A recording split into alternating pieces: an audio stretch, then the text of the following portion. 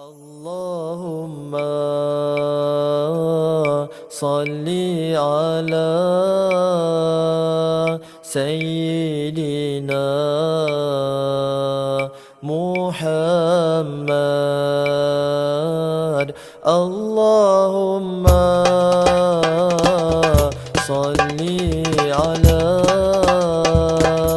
سيدنا محمد.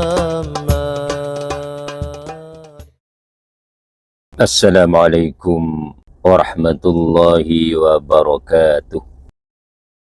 Alhamdulillahilladzi hadana lihada wa ma kunna linahtadiya laula an hadana Allah.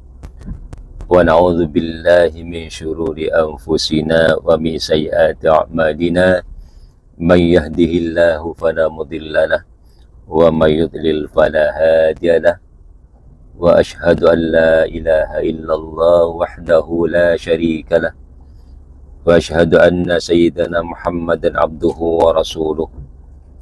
Allahumma fasalli wa sallim wa barik wa karim ala hadhan nabiyil karim sayyidina wa habibina wa syafi'ina wa qurrati a'yunina wa maulana Muhammadin ballaghar risalah wa addal amanah wa nasahal ummah wa jahada fillahi haqqa jihadih hatta atahul yaqin wa ala alihi wa sahbihi ajma'in, amma ba'd.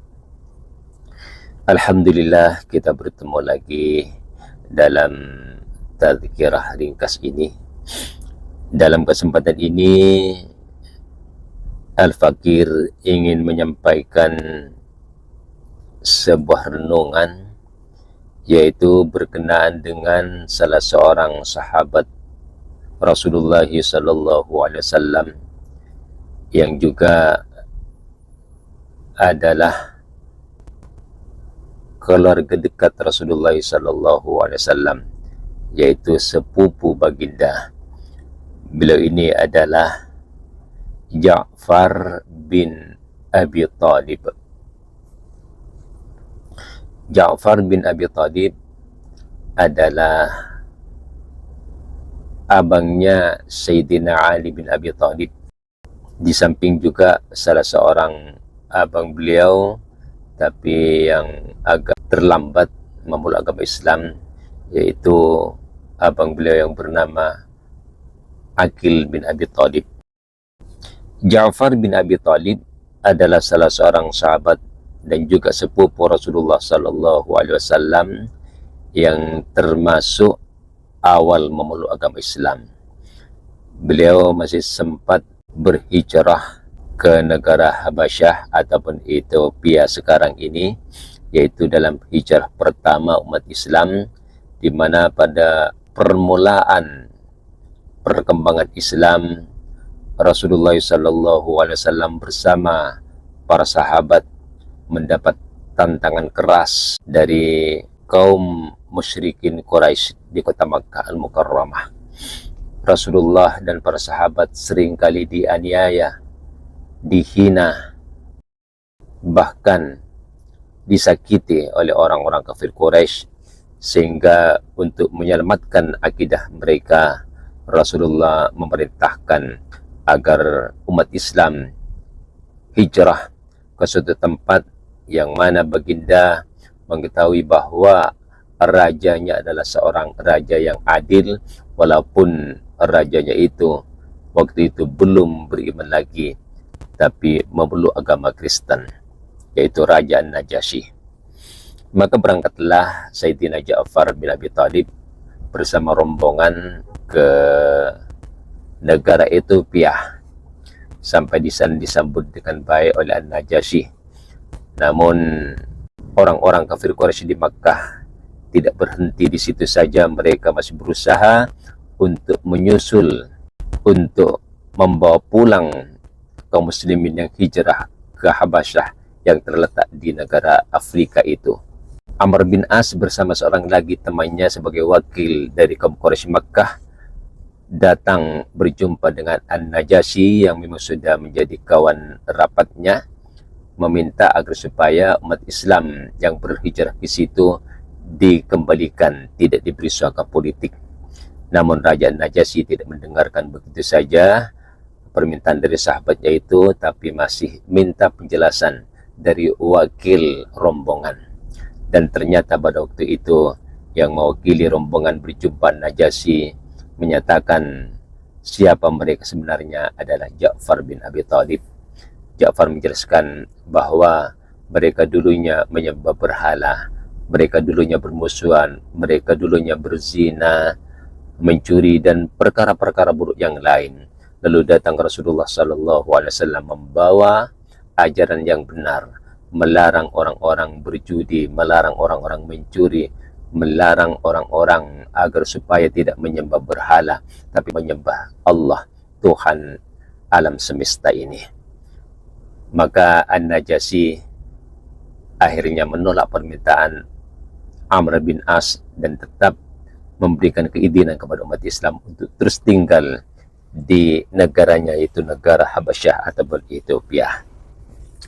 Singkat cerita, saudara, setelah umat Islam hijrah ke kota Madinah Al-Munawwarah, yaitu sudah bertahun-tahun umat Islam bersama Rasulullah tinggal di kota Madinah Al-Munawwarah, mungkin lebih kurang sekitar 2 tahun sebelum kewafatan baginda, maka Ja'far bin Abi Thalib pun pulang dari Habasyah dan segera menyusul Rasulullah untuk hijrah ke kota Madinah Al-Munawwarah. Pada waktu itu kebetulan ada kerahan perang di mana Rasulullah SAW sedang bersiap sedia untuk mengirimkan bala tentara untuk memerangi orang-orang Rom. Maka terjadilah perang Mu'tah. Namun sebelum terjadi perang Mu'tah itu, Rasulullah sudah mendapatkan firasat bahwasanya perang akan terjadi dengan apa yang mungkin sukar untuk diprediksi. Untuk meramalkan umat Islam mencapai kemenangan mungkin sangat sulit, sebab jumlah tentara musuh, yaitu orang-orang Romawi waktu itu sangat jauh, lebih kurang 100.000, sedangkan umat Islam hanya sekitar 3.000. Jumlahnya jauh sekali, berpuluh-puluh kali lipat. Sehingga waktu itu Rasulullah berwasiat yang menjadi jenderal perang, panglima perang adalah Zaid bin Harithah. Kalau Zaid bin Harithah terbunuh, maka hendaklah diganti oleh Abdullah bin Ruwahah. Kalau Abdullah bin Ruwahah juga terbunuh, maka hendaklah diganti oleh Ja'far bin Abi Thalib. Dan jika ketiga-tiganya gugur, maka hendaklah diserahkan kepada umat Islam, pada para tentara siapa yang akan dipilih untuk memimpin mereka. Maka singkat cerita terjadi perang Mu'tah yang letaknya yang sekarang ini lebih kurang di perbatasan negara Jordan. Berangkatlah tentara Islam ke sana, dan betul setelah sampai di sana memang jumlah tentara musuh sangat banyak sekali. Maka perang berkecamuk, satu demi satu panglima perang yang telah ditunjuk Rasulullah SAW gugur syahid. Zaid bin Harithah membawa bendera Islam maju ke hadapan, lalu terbunuh. Begitu juga Abdullah bin Ruwahah yang mengganti posisi Zaid bin Harithah, tak lama kemudian terbunuh juga. Lalu panji kaum muslimin dipenggang oleh Sayyidina Ja'far bin Abi Thalib. Ja'far dengan semangat terus maju ke hadapan, tapi sayang, tak lama kemudian tangan kanan beliau yang memegang bendera Islam itu dipotong oleh musuh.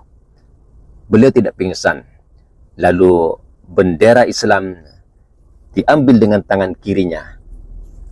Lalu tak lama kemudian tangan kirinya pun disambar oleh pedang musuh dan putus. Maka putuslah kedua-dua tangan Ja'far bin Abi Talib. Lalu bendera itu dikepit dengan lengannya yang masih tersisa. Namun musuh terus menyerang beliau, yang akhirnya beliau gugur syahid.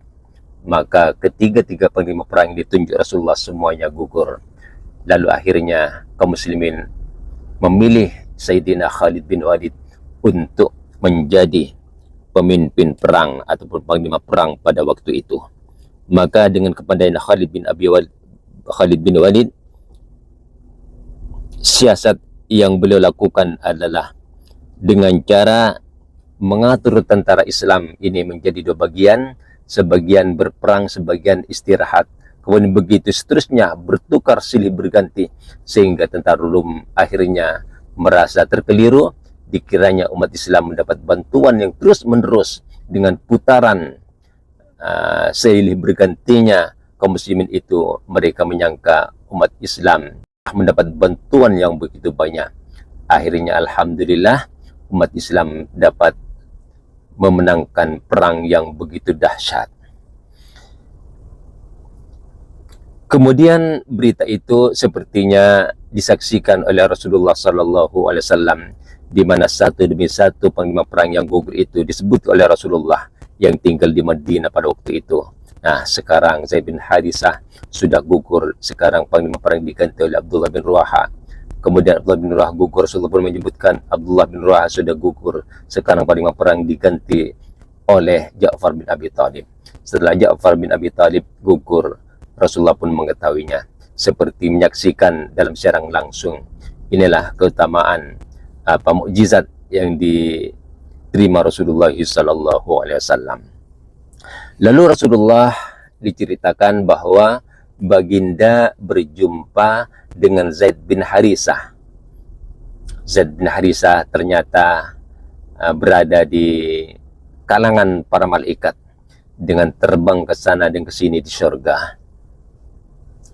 Ternyata kedua tangan yang telah terputus itu Allah ganti dengan sayap, dengan kedua sayap, sehingga Ja'far bin Abi Talib mendapat juga julukan Ja'far At-Tayyar.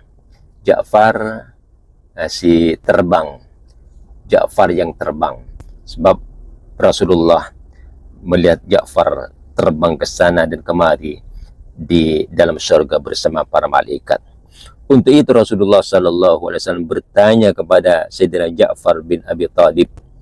Kata Rasulullah, "Ya bena Abi Talib, biayi amalin balaghat hadil karamah."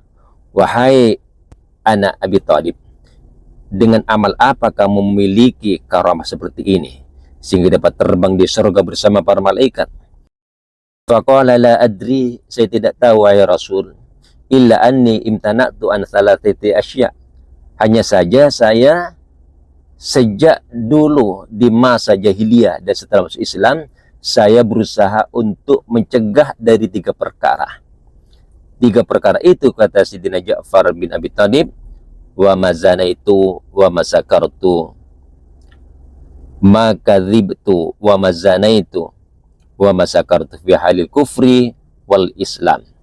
Saya tidak pernah berdusta, tidak pernah berzina, dan tidak pernah mabuk waktu kafir dan waktu Islam, kata Ja'far bin Abi Talib. Lalu Rasulullah bersabda, qala Nabi alaihi salatu wassalam, wa bi ayyi makna imtana'ta minha fi halatil kufri. Apa artinya kamu mencegah dari perkara, ketiga-tiga perkara itu di waktu kafir?